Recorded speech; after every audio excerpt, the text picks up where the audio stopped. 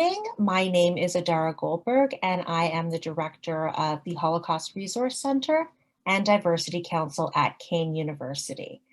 It is my pleasure to be with everybody tonight to learn from our esteemed panelists more about the Asian American and Pacific Islander experience today. And so I am going to turn things over to our partner this evening, Dr. Tamika Pollins, who is representing the Hoboken Public School District, who will moderate today's program.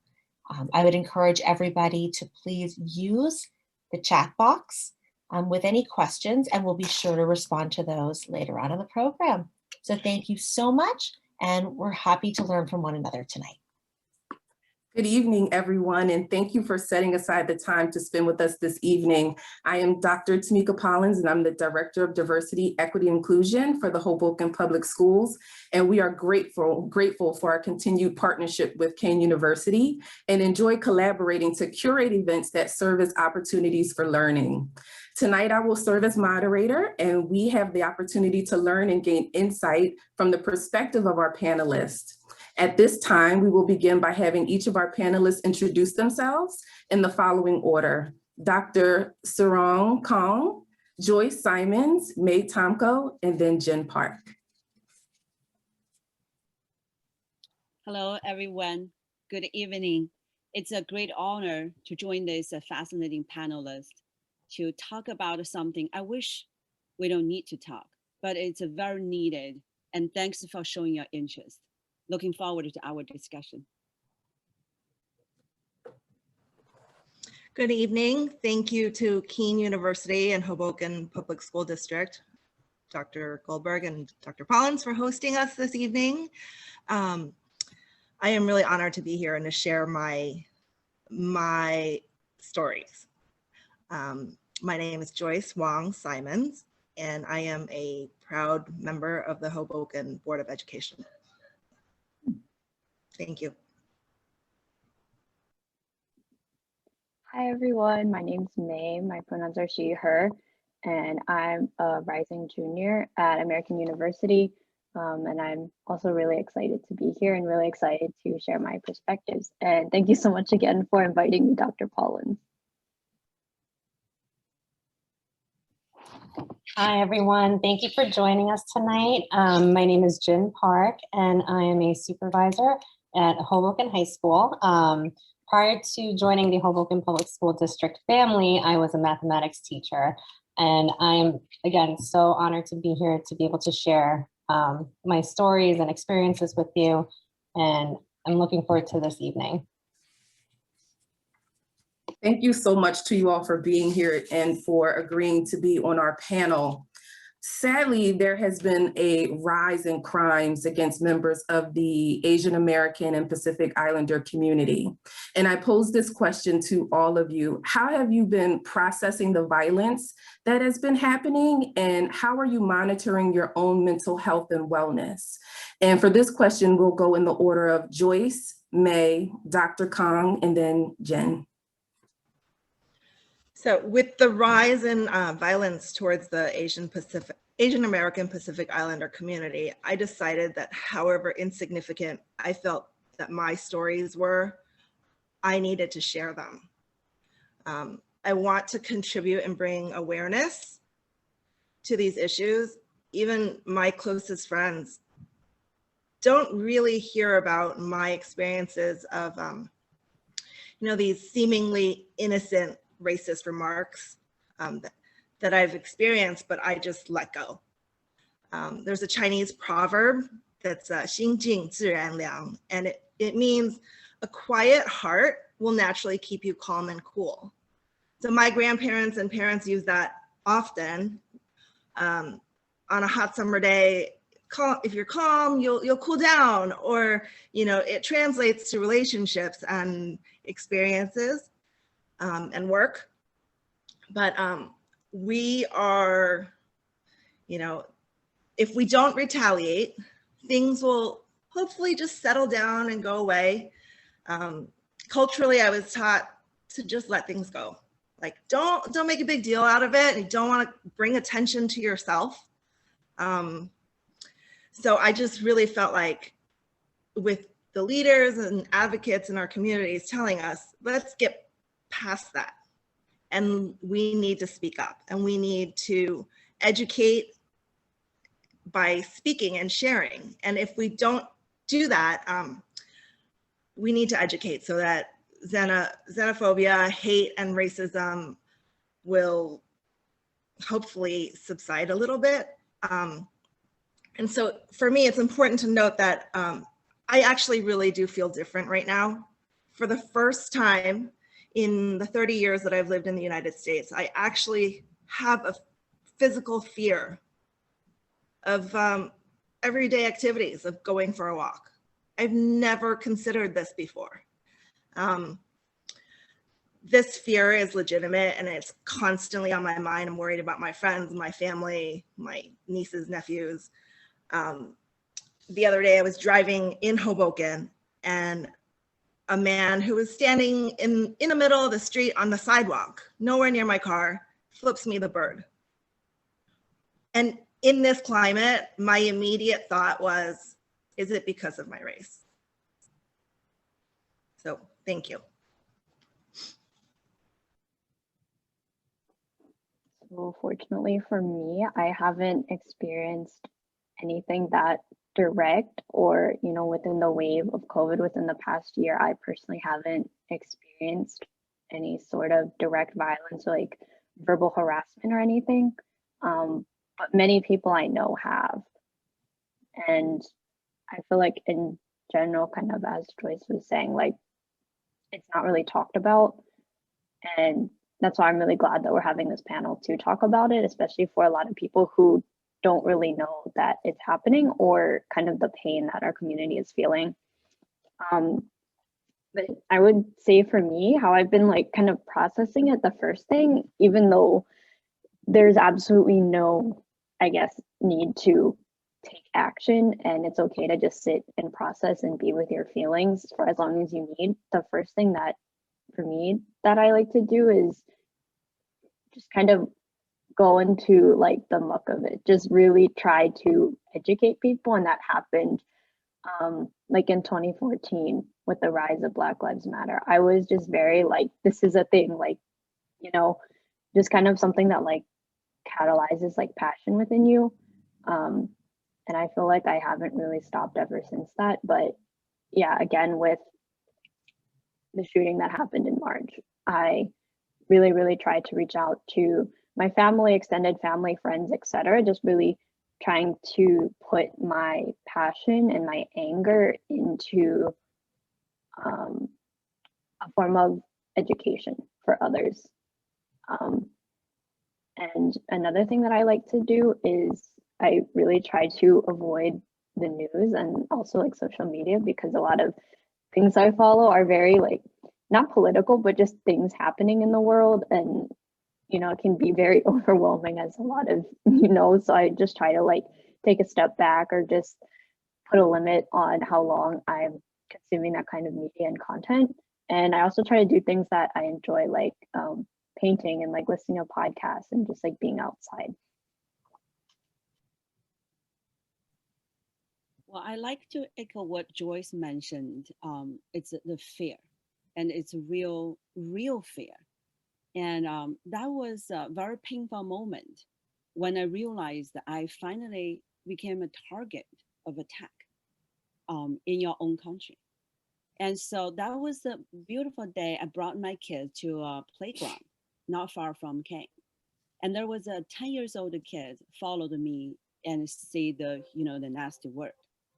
And that was the first time since I moved to America over 2 decades.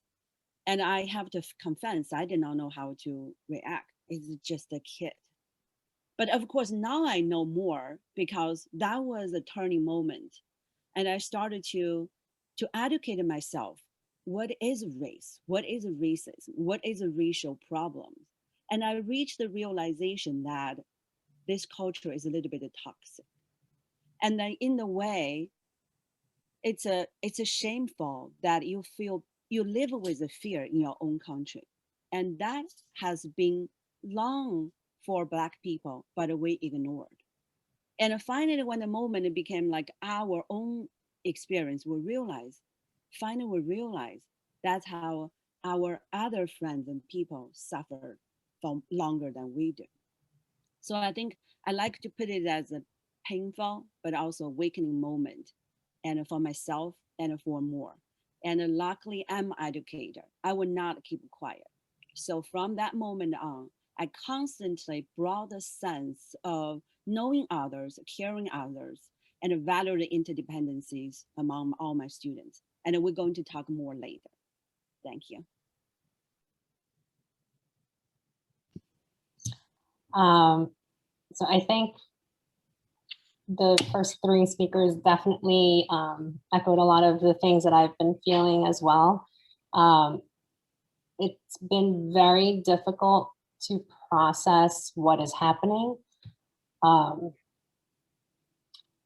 know, anti-Asian racism has always existed and has never really gone away, in my opinion. Like, I've grown up experiencing it, but, you know, like Joyce said, brushed it off. It's like, it's normal, right?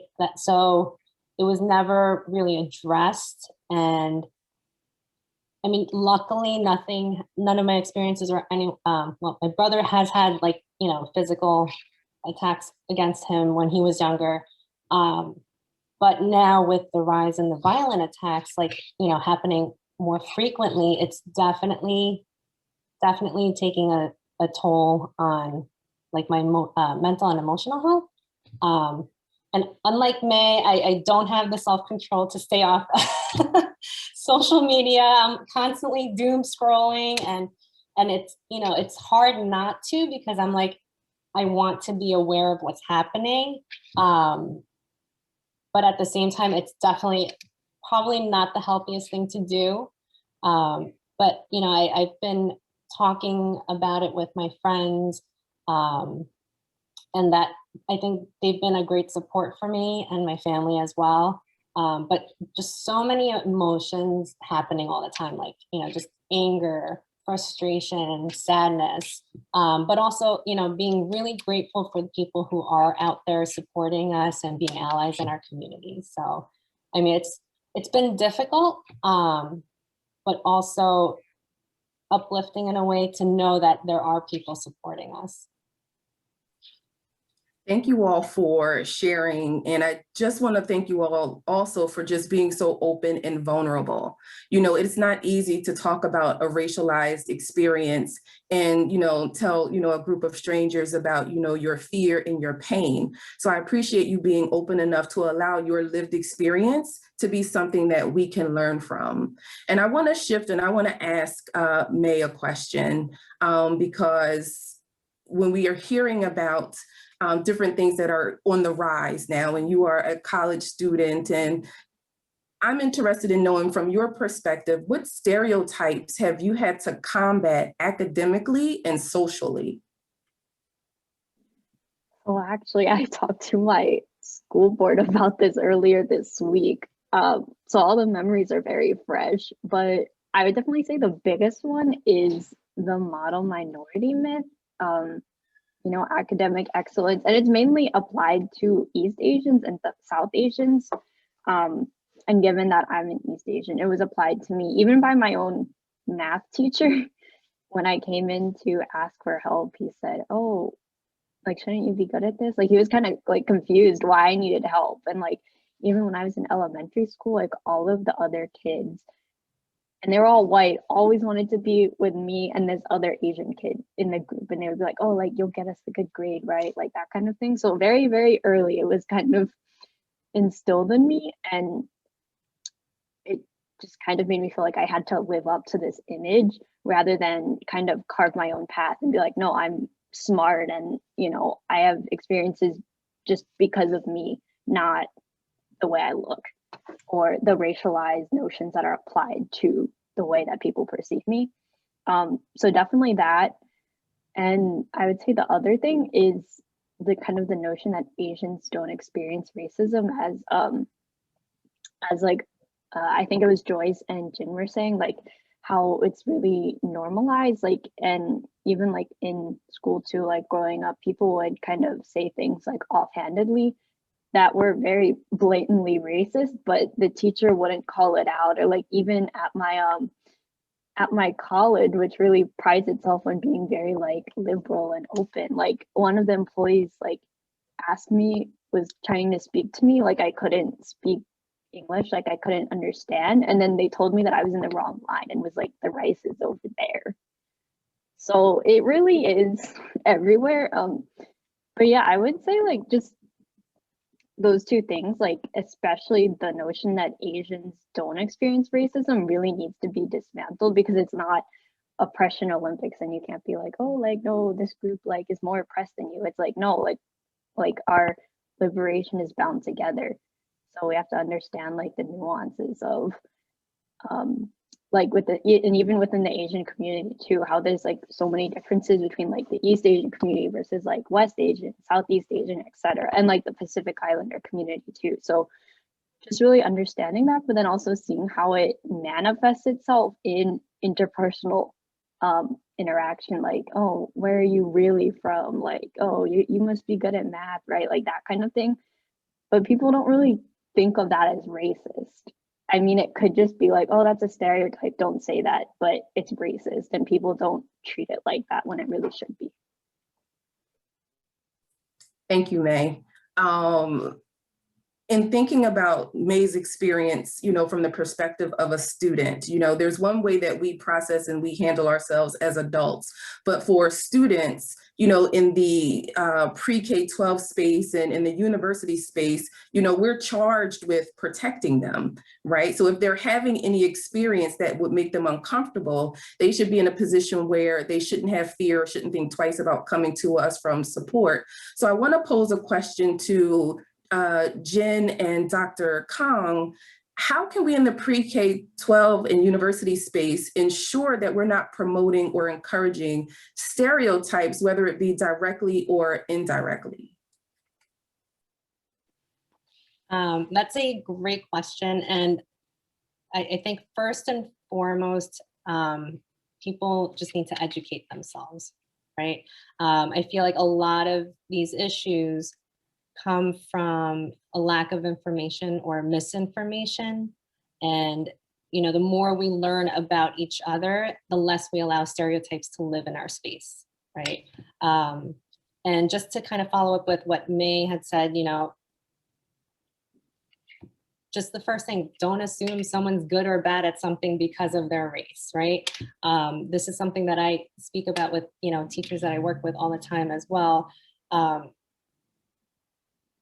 And, you know, assuming that they have support at home as well, I think that's another stereotype that does come into play at times. And, you know, as an educator, you know, just listen to your students, get to know them. You know, they're sitting in front of you for 180 days. But I feel like you need to get to know them beyond the classroom, right? Not just, you know, for the 40 minutes that they're sitting in front of you, or however many hours they're sitting in front of you at the elementary level. And, you know, avoiding things, just like May had said earlier, things like you should know that, or wait, why don't you know that, you know? Or this should be easy for you.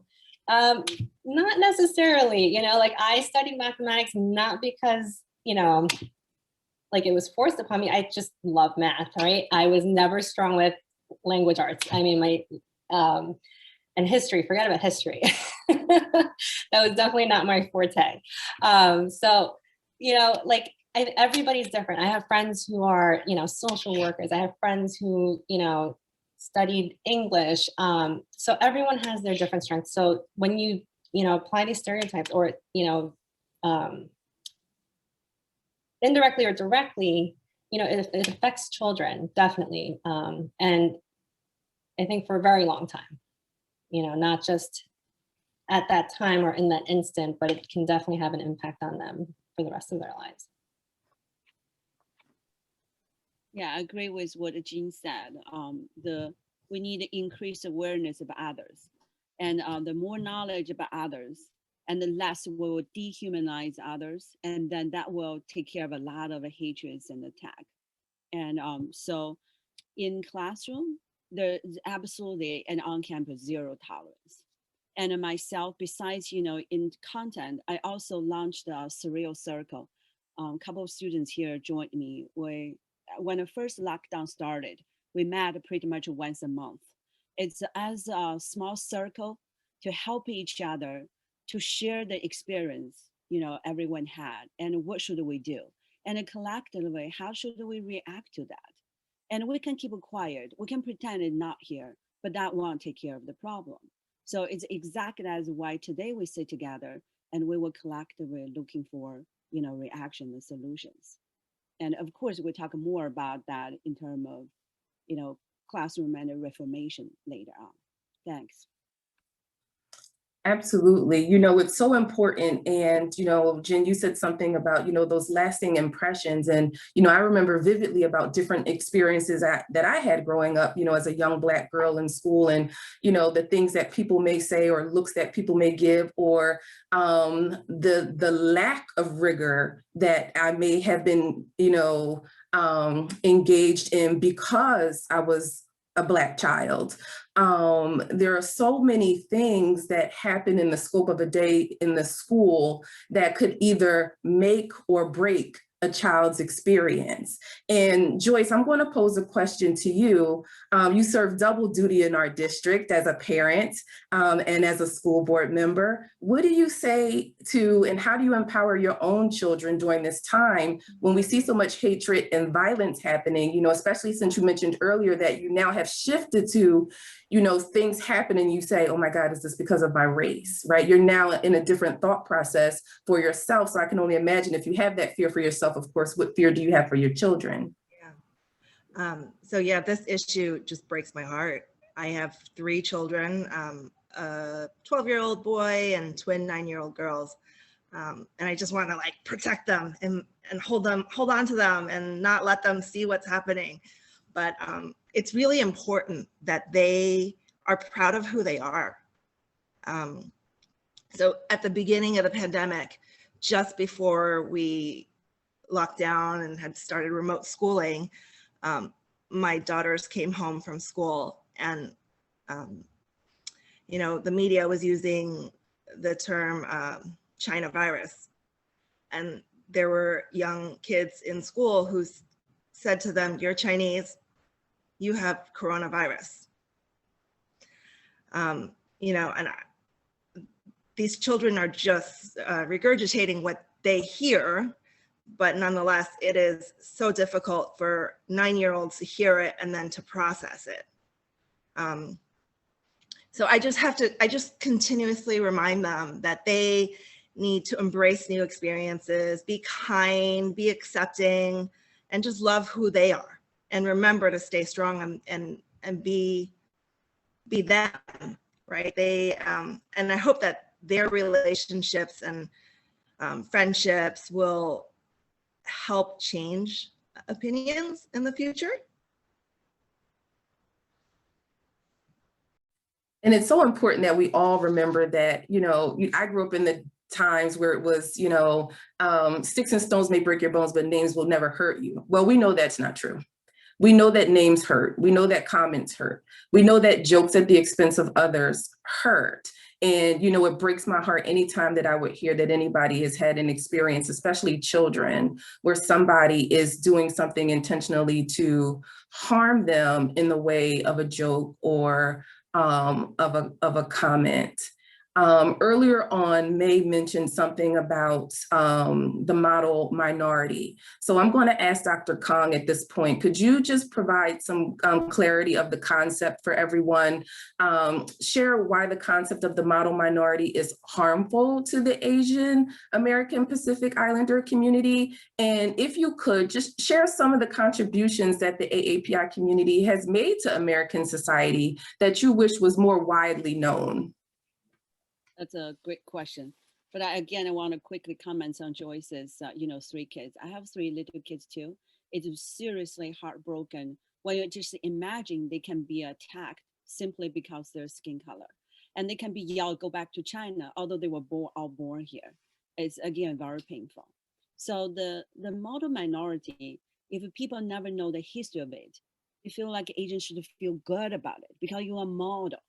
Then if you know the history, again, it's not that pleasant. That was around in the 1966, the sociologist from UC Berkeley, and his name is William Patterson. He published an article in New York Times called Success Story, Japanese American Style. But of course, this applied to all Asian and typical East Asian, not just the Japanese. So this became like a very representative voice to promoting the Asians' so-called industrial and also rule-abiding characteristics, which is not in the context to praising Asian, but rather to stand against Black Americans, as which group are struggling in a lot of problems rooted in history. So how fair it is. And also people ignored a lot of time when we look at, even in the data prove Asian success, it's not necessarily just because the race, it's because a highly selective procedure of those Asian immigrants. It's only higher educated, very successful Asians were granted visa or the entrance. And so this, people ignore those two issues. And then this is harmful because they only look at your, for example, stereotyped math skill. And even like a Jane achieved so much, they were downplayed. Oh, she's Asian. It's not because she worked very hard. And then this stereotype also hurt other people are not that good at math. And then, and also it covered the other contributions, as Tamika, you suggested, how Asian American and also the Pacific Islanders as a group contribute to the society. And that can have a long list, right? But now I constantly like to argue, what is Asia? I think it's just so unfair just to call me a Asia and let me to represent the whole Asia. By the way, Asia, the land, has a 1/3 of the world habitant land. And the population-wise is almost 2/3 of the population. And the language is of hundreds of languages. And how could is it from that corner part of East Asia representing the whole Asia?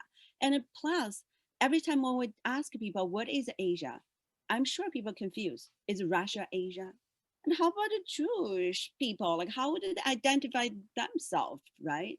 And then Turkish. So I think there is a really long way for all our educators, not just college and K-12. As May, I totally echo the community support, and all the members said that that's why they are here. And I'm so glad you guys are here. This is really a call for collective effort. Thank you. Thank you so much for that. One thing that I thought was really important when, Dr. Goldberg and I were thinking about, how are we going to pull a panel together? We need to have this conversation because it's so important to, amplify these voices, because I don't feel like the voices are always heard. And I think one of the unfortunate things is there's, some myths, and one being, Asian women are, very submissive, or Asian people are very, quiet and, or, stand back, and, all of these things, of course, are not true, right? To tie, this specific characteristic to somebody because of the race is, ridiculous, right? So I just want to give you all the floor at this time. Is there a specific myth about the AAPI community from your personal perspective that you would like to dispel? And we'll start with May, and then we'll move to Jen, Joyce, and then we'll finish with Dr. Kong. So I would definitely say, well, first, as Dr. Kong touched on it, the bottom minority myth, but I think going maybe a little bit more into the community itself, but also like externally, is that the notion that someone is not like, quote, Asian enough, like gatekeeping culture. And I think especially for me, like as a transracial adoptee, like fortunately no one has ever said this to me, but a lot of my other transracial adoptee friends have experienced things where they felt like with other Asian students that they were kind of pushed away, or like they, just straight up said, you're not Asian enough, or like you're too white or something like that. When I feel like, as Dr. Kong was saying too, like there's so many different experiences and cultures and languages, etc. within Asia. You can't just kind of say this is what it means to be Asian or to be Asian American, because then obviously you're excluding so many different experiences that don't fit into that mold. So yeah, I think just reinforcing that the community is not a monolith, and then also, you know, including those voices and experiences that aren't often centered. So like Southeast Asian, South Asian, West Asian, Central Asian experiences, as well as like different religious experiences. And I'd say for me personally, like transracial adoptee experiences, because there are a lot of people who are transracially adopted that are Asian, but you never really hear them being included in that larger conversation. And I've seen a lot of transracial Asian adoptees kind of saying that they didn't, with the Atlanta shooting, saying they didn't feel Asian enough, or they felt wrong to be grieving that, when, you know, we're all Asian, we all have that lived experience. So no one should ever tell you that you're not.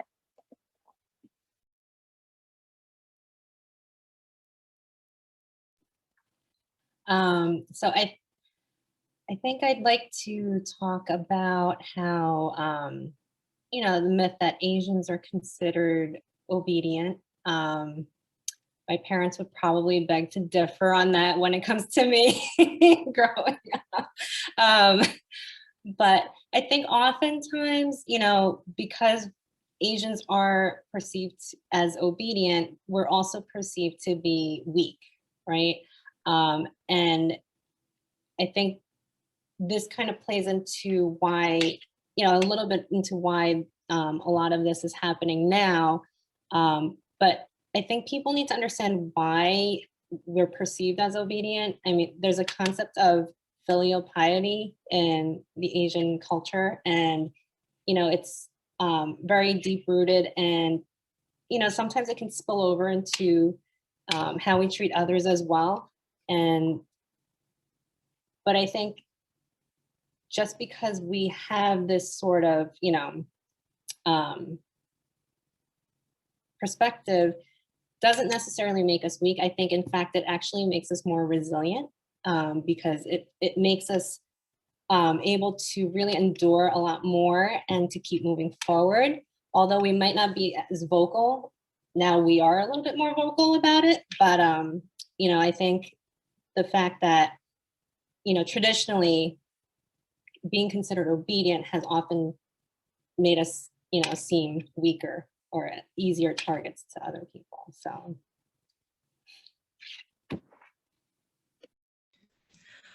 Here's one. We don't all have tiger moms and crazy strict conservative parents who only spend time with other Asians. My father is this avid extreme sports guy, and we've traveled the world, hang gliding competitions and going to obscure beaches to windsurf. And they didn't actually expect us to be within the box. They wanted us to be independent and to explore the world. And, you know, it was okay that I was never going to be the concert pianist or violinist. It was never going to happen. Like I could try and it just wouldn't happen. But, you know, I think for my parents, they just wanted us to be the best us and try our best. And that what's really important to them is for us to remember our culture and where we come from, and that China's history is really important, and that we need to remember that and then pass it on. And I agree with my panelists said. And I wanted to add another anecdote. A long time ago, I went to a Whole Foods shop, and then the person just walked to me and said, I think why the Asians so smart because you guys eat a lot of fish. And I said, maybe. I never thought of that. But then I really wanted people to know, if they think Asian, again, is back to the model minority. And if they do buy it, I want to tell them it's because maybe we'll work harder. But that's, again, fall into another stereotype of, you know, model minority. And so this is a great question. and just being back forced to approve. There's so many stereotypes we need to break through, and it's a long way to go. Thank you. I mean, it's so interesting how so many people will take a myth and try to paint a narrative of you, right, that is completely distant from you. And thinking of that, I'm thinking about identification, right? You know, we all identify in a specific way. When you think about government forms, or have you had any issues when it comes to getting people to understand who you are? And do you have any issues when it comes to race classification on government forms? You know, again, somebody mentioned the box, right? There's always this box to check, and the box is very limiting. What are some of your feelings about that? And that one is going to be open to anybody who would just like to jump in and answer that.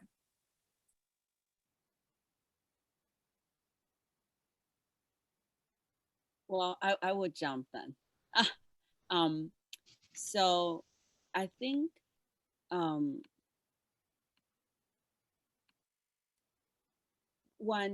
a long time, I never thought of that. I said, oh, it's just a form. I'm Asia. There's only one choice, right? So I claim I'm Asia again, which is an interesting, unfair way to claim. But then again, inspired by this Black Lives Movement and also anti-Asian hatred, when I look at the form again, I feel like I'm so inspired and look at it differently. Now I saw the form is totally ridiculous. First, you have black and white. That's based on the skin color. And then there's a Hispanic, and then based on language. And so I asked, how about the people from Spain? Are they Hispanic or they are Caucasian? And then the people from Egypt, they said they are Caucasian, but how about their dark skin? And then even ridiculous in Asia, again, as I mentioned, it referred to a land, a geographical orientation. So in the small, tiny form, we use at least the 3 criteria and try to divide human. And that again proved is ridiculous. So I agree with you, Dr. Kong, that it's, you know, when you go to, so my children are of mixed race. So now I look at the box and I say, Asian or white? I don't know. Can I tick both? But I just want to touch on like my identification of who I am is confusing. I am American. I'm Chinese. My parents are Chinese American. I was born in Guam, which is a US territory, but a lot of people don't know that, so that's confusing. I was raised in Taiwan. My grandparents fled China during the Civil War with my parents. So they grew up in Taiwan, and then they later immigrated to the US. So add all of that in, and we now have Americans, and it just throws everyone off. And everyone is basically, the first question people ask is, how come you don't have an accent?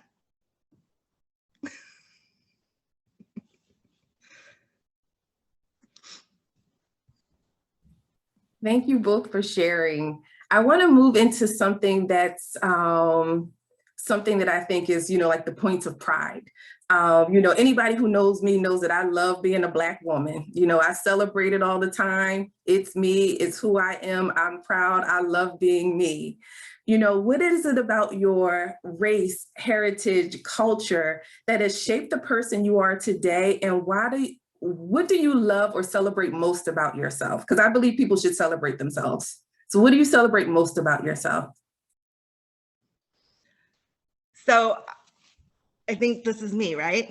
Yes. Oh, I'm sorry, I didn't give the order. We'll start with Joyce, Jen, Dr. Kong. So we just talked about identity, and it ties in really well. So I grew up in Taiwan. I went to the American school there. My friends were children of American and international expats, local Taiwanese, other Chinese American like me.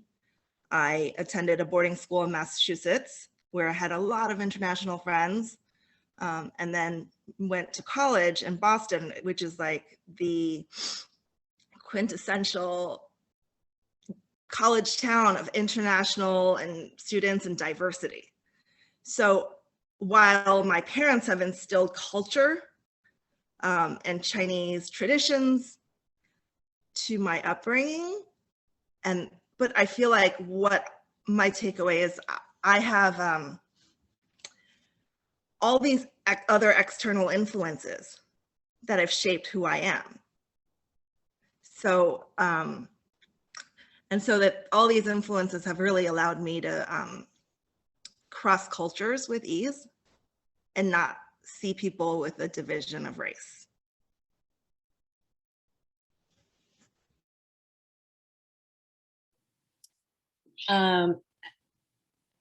So in terms of what I love and celebrate most about myself, it's something that I didn't grow up loving at first, but now I am very proud of it, which is my name, right? Because, so traditionally, like in Korean culture, your elders are kind of charged with naming all the children that are born. And there's also like certain rules that they follow to kind of honor certain names. And on my birth certificate, it actually says Jin Hee, and then in parentheses, the doctor wrote Jenny. So I was given another identity. But so when growing up, you know, like I originally was very, you know, I didn't go by my Korean name. I went by my American name because it was just easier. I didn't have to explain it to anyone. But then as I got older and I learned more about my family's history and, you know, just learning more about my culture. And I think as much as my parents tried to instill those, you know, those in me, you know, they just didn't have the time to do it all the time, right? Because they were working 7 days a week, 12-hour days. They literally took one day off, you know, in the whole year. So a lot of things I learned later on as I got older, and it made me realize how much I actually really love my name and what it means. So that's the one thing I do celebrate most now is my name and the tradition that it comes from. That's just so interesting because you look at my name, K-O-N-G, that is the same as Confucius. And I actually can claim I'm 73rd generation of Confucius. And it's just prestigious to have that, to carry it, right? But when I was little, I hated it because the kids are all, you know, common names, behead me. And because that was the aftermath of the Cultural Revolution. And so I begged my parents, please change that last name. I can't bear that. But now it is this name. Give me a lot of assurance and affirm. And typically, you know, the Confucius, he's the #1 promotion principle is a Ren. So basically, if there is 2 or more people, there will be a conflict. How will you solve it? Violence, gun, or fight? No, it's a love. It's a benevolence. So I think I'm totally buying this. I'm not just celebrating with all my family and the kids, I also celebrate it with all my students. And I will continue doing that.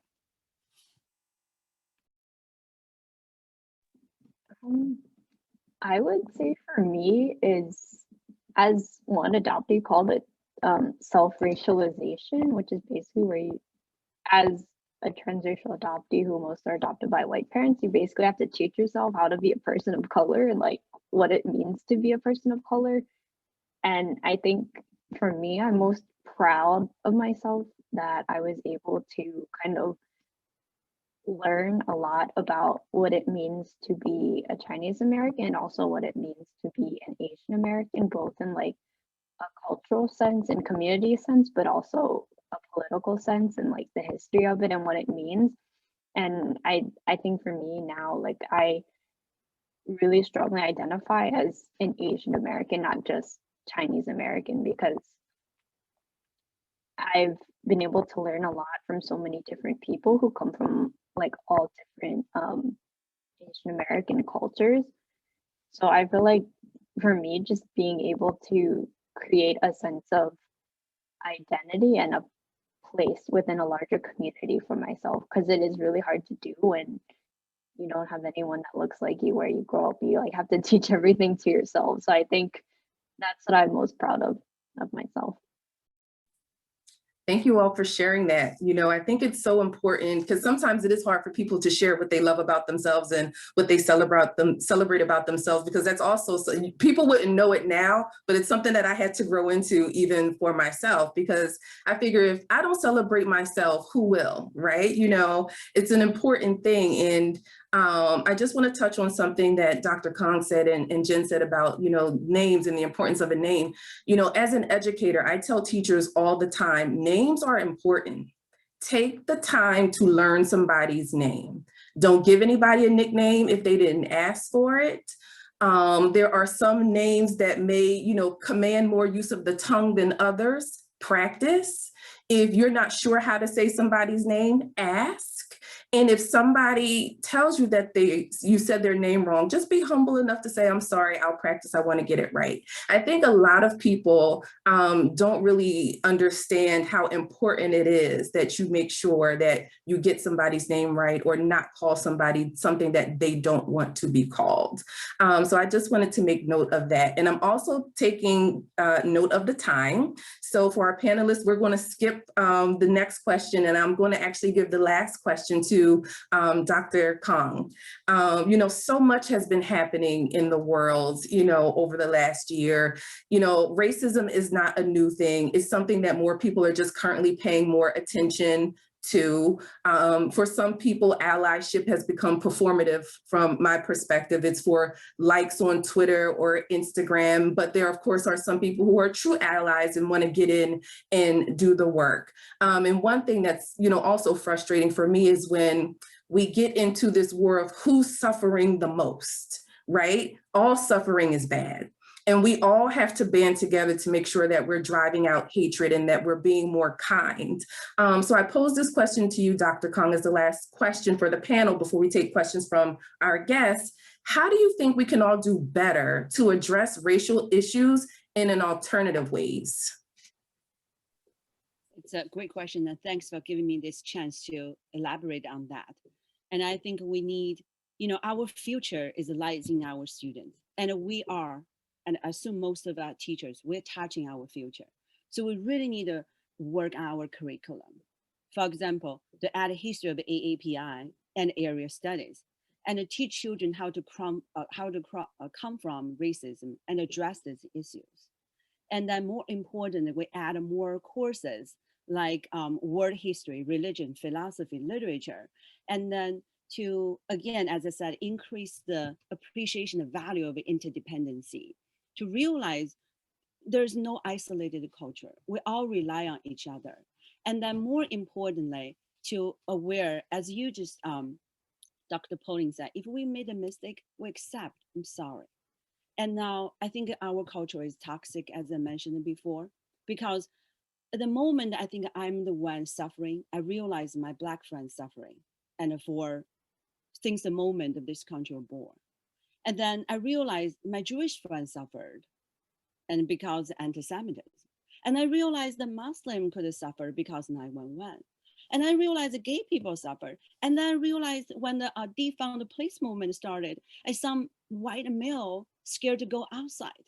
So that means we live with a fear in one's country, that one, including every one of us. So we need to change the culture. So that to me, I want to promote that kind of love and kind and humanity-centered culture. And I just want to give us one example. There is a philosopher called Mencius. He was a disciple of the grandson of Confucius. He said, let's love our seniors and extend love to all the seniors in the world. And let's love our youth and extend love to all the youth in the world. And that is the society we are willing to claim this is my country. And so that is something I really feel hopeful, because like you, like Dr. Goldberg and Dr. Pollins organized this panel, and everybody, it's just that I joined and listened. This gave me the hope, and that we can together work toward that and make it happen. Thank you. Thank you so much for that. You know, one thing I do often, because I'm always stuck in traffic, is listen to music. And I have full-on car concerts where I'm like singing at the top of my lungs and I don't care who can see me. And one song I listen to all the time is Let's Go Crazy by Prince. And the very first line when he says, "Dearly beloved, we are gathered here today to get through this thing called life." That's what we're really here doing, right? We're here trying to get through this thing called life together. And it would be so much better if we all just do it together by being kind. And I hope that, you know, those of you who joined us today learned something new, experienced something new, heard something different that you can take with you. And I ask that you not just take whatever you learned and keep it to yourself, but share what you learned from this discussion today with at least 5 different people, because we need to make sure that the reach goes beyond just the people who are in the squares who are here with us today. So I definitely want to thank our panel. You were amazing. Thank you for being giving of your time, being given of yourself, and being vulnerable so we can learn and grow from you. And at this time, we will open the floor for questions. Don't be shy. I have a question. During the pandemic and during the Black Lives Matter movement, I had seen a lot of not advertisement, but people on social media and stuff were basically expressing how Black people were expressing how they were a little bit upset at the Asian community because some Asian some people from the Asian community and just certain communities were kind of backing the brutality because they didn't necessarily understand why it was happening. And so I was wondering, like, when you have 2 different sides, you have the Asian community and Asian Pacific Islander community, and then you have other communities, and then you have like a Black community. Like, was there any type of expectation that people had of you guys to where it was like you had to speak up about everything that happened throughout the time, especially including the protests for Black Lives Matter and Stop Asian Hate? So I wanted to know, how did you guys navigate that?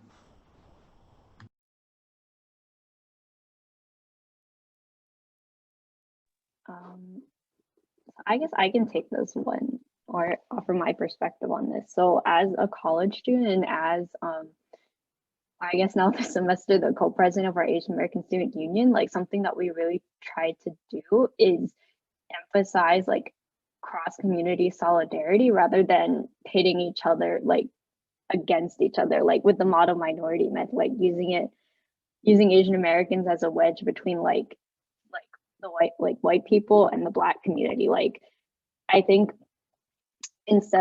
I've seen that a lot too online, where people would say like, hey, why aren't you showing up for Stop Asian Hate with the same energy as like BLM, or like vice versa? And I think that's really, really not unproductive, but just not a good way to go about it, because it's something that I was just started learning about, is like the fetishization of visibility within white supremacy, and like kind of where you're all vying for attention. Whereas it's like you don't need someone to see your struggle or your trauma or your hurt in order for it to be valid, and in order for people to help you like work through it. So I think for me, what I've been trying to do to like address it is, I personally have never, because I didn't grow up in an Asian family, I didn't really have that anti-Black sentiment. So I can't really speak from that sense of like anti-Black bias from family. But I know within the larger AAPI community, there is a lot of anti-Blackness. And I think working to understand how, in my opinion, once the Black community is liberated and empowered, we all will be. Because racism is like rooted on the shoulders of Black people, and everything was built around that. So I think understanding how, like, you know, instead of like, you know, calling out like other like API when they say like, oh, like Black people are so lazy, or like they're stealing all our jobs, like that kind of thing. Like call them out on it and say like, no, we need to work together on this. Like we're not like, I saw something that said like, stop fighting with your Black and brown like brothers and sisters. Like we're all in this together. So that's my take. Thank you so much, Aviana, for your question, and thank you, May, for your response. And I'll just echo that we are all, again, hoping that we collectively come together to just drive out hate wherever it comes from and whatever it looks like. Dr. Goldberg, do we have time for one more question, or are we at time? Is there one more question by anyone who's a guest before we close out?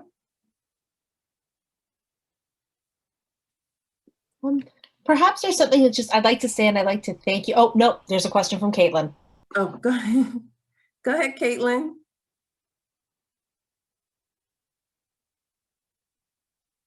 Here, I can read it out loud. Oh, is it in the chat? Okay. Yes. I want to fight against Asian hate instead of fearing for my family. Where can I start? I put a link.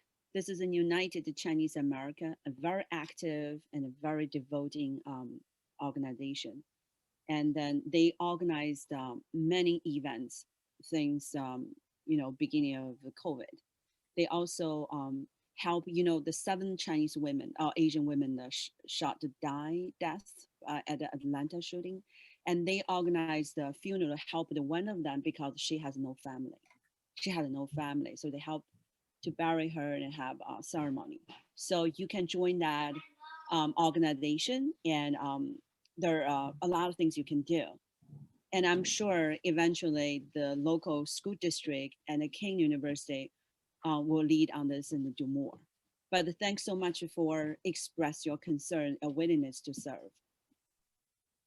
Thank you so much for that question and that response. I want to, again, thank you all for being here with us. We're never going to solve all the world's problems in an hour, but if nothing else, this was a start of the conversation that we hope that you all continue in your daily walk of life. So again, thank you for being with us. And we appreciate you spending time with us this evening. And again, thank you so much to our panelists and always Kean University, especially the Diversity Council, for always working with us to put on such great events. Have a good night, everyone. Oh, will the panelists stay on for just 2 minutes as everybody exits? That way we can just debrief a little bit. I'm sorry, Dr. Goldberg, you were going to say something? No, I was just going to say thank you so much. And that I have to say, Jin, your comment about finding pride in your name as you've gotten older is similar for me. I grew up, I was named after a friend of my mother's who lived in Israel, and we're not Israeli, but that was where she lived. And my whole childhood and even my adulthood, everyone says my name incorrectly. And, I've learned to brush it off. I still respond. But there's part of me growing up that was very ashamed that I had a name that was different. And it's only been in the last few years that I've come to realize that, no, I have a really pretty name. I have a pretty name and I have a unique name that has a story behind it. And so thank you. It's validating sometimes to hear that, from other people. So thank you for sharing that. And just thank you everyone for being here tonight. If you are a student, I will make sure that you receive your co-curricular credits, and educators, you will receive your PD certificate soon. So thank you so much.